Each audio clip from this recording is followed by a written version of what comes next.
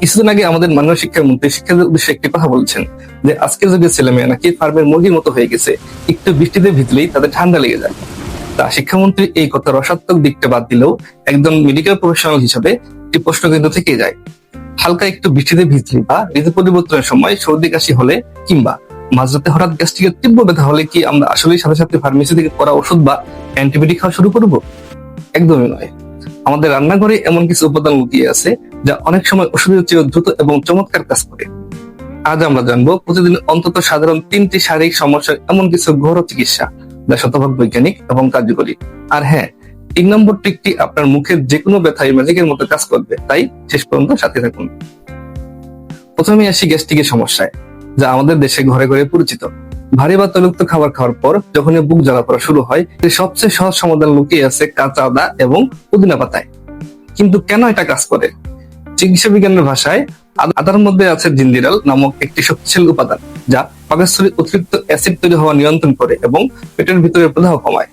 আর পুদিনা পাতা আমাদের পাকস্থলীর পেশিগুলোতে রিল্যাক্স বা শিথিল করে দেয়, ফলে জমে থাকা গ্যাস খুব সহজে বের হয়ে যায়।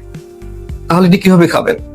ভারী খাবার খাওয়ার পর ছোট এক টুকরো কাঁচা আদা সামান্য লবণ দিয়ে চিবিয়ে রসটা খেয়ে নিতে পারেন, অথবা বুক জ্বালা পড়া শুরু হলে 4 থেকে 5টি তাজা পুদিনা পাতা চিবিয়ে 1 গ্লাস পানি খেয়ে নিন। মাত্র 10 থেকে 15 মিনিটের মধ্যেই আপনি আরাম বোধ করবেন। তবে একটি জরুরি কথা, দীর্ঘদিনের ক্রনিক গ্যাস্ট্রিক বা আলসারের জন্য কিন্তু ঘরে বসে না থেকে অবশ্যই ডাক্তারের পরামর্শ ওষুধ খেতে হবে। ঋতু পরিবর্তনের সময় বা ঠান্ডা লেগে হালকা সর্দি বা ফুসফুসে কাশি হওয়াটা খুব স্বাভাবিক।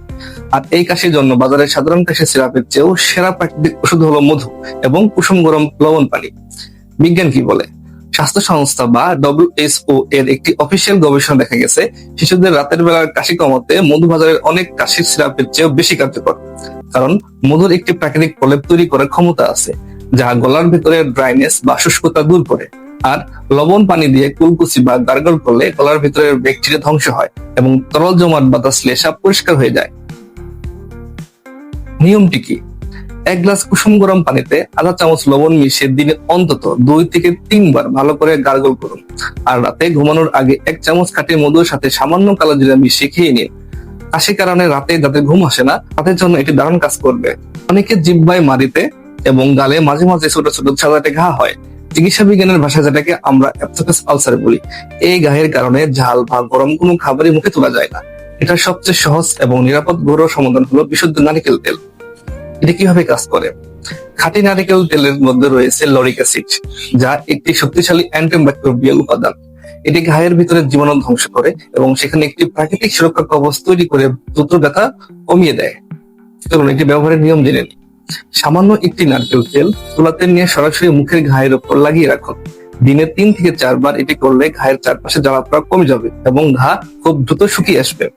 এর পাশাপাশি দিনে অন্তত 8 থেকে 10 গ্লাস পানি পান করবেন এবং মুখে কুলকুচি করার অভ্যাস রাখবেন। ছোটখাটো এসব সমস্যায় শুরুতে কড়া কেমিক্যাল যুক্ত ওষুধ না খেয়ে এই বৈজ্ঞানিক ঘরোয়া পদ্ধতিগুলো ট্রাই করে দেখতে পারেন। তবে হ্যাঁ, কোনো সমস্যা বা ঘা যদি 1 সপ্তাহের বেশি স্থায়ী হয়, তবে অবহেলা না করে অবশ্যই একজন বিশ্বস্ত চিকিৎসকের শরণাপন্ন হবেন। আজকে এই 3টি উপায়ের মধ্যে কোনটি আপনার কাছে সবচেয়ে বেশি কার্যকর মনে হলো? কমেন্টে আমাকে জানান। ভিডিওটি থেকে নতুন কিছু জেনে থাকলে একটি লাইক দিন এবং নিয়মিত এমন বিজ্ঞানসম্মত স্বাস্থ্য টিপস পেতে আমাদের চ্যানেলটি সাবস্ক্রাইব করে রাখুন। সুস্থ থাকুন, ভালো থাকুন। আল্লাহ হাফেজ।